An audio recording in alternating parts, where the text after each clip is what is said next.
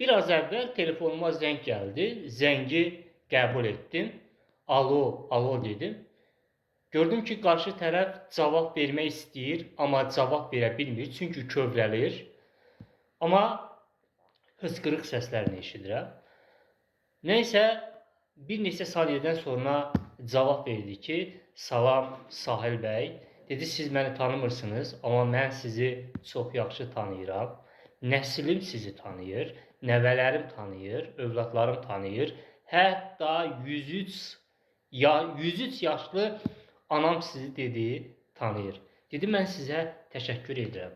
Mən sizin ana və oğul haqqında o möhtəşəm əsərinizi, hekayənizi oxudum və elə bil ki, dünyanı mənə bağışladılar.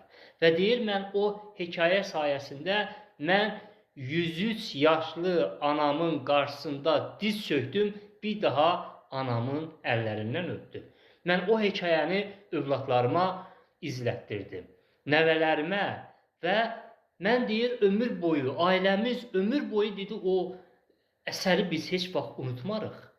Dedi, mən o dedi, əsəri dedi, bütün nəslimə göstərəcəm dedi. Dedi, bizim ailəmiz, övladlarım, nəvələrim o əsəri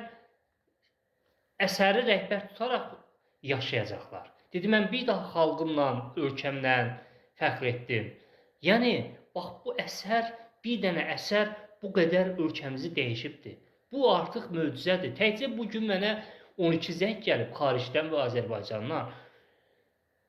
Kitablarıma görə, o əsərimə görə minlərlə bugünə kimi mənə xaricdən və Azərbaycandan zənglər gəlibdir.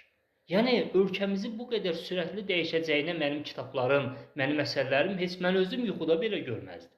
Və həmin bəyin adı da, deyim ki, 71 yaşlı Qiyas bəydir. Füzulidəndir əslən.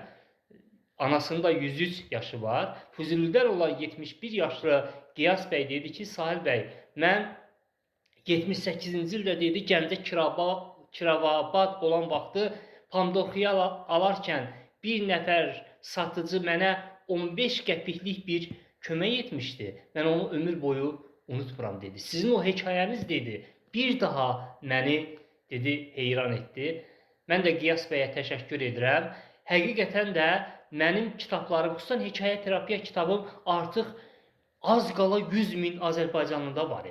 O 100 min Azərbaycanlı o hekayəmi, o kitablarımı oxuyubsa, demək onlar daha da müdrikləşiblər. Baxın, əsərlərin ölkəmizi belə dəyişir.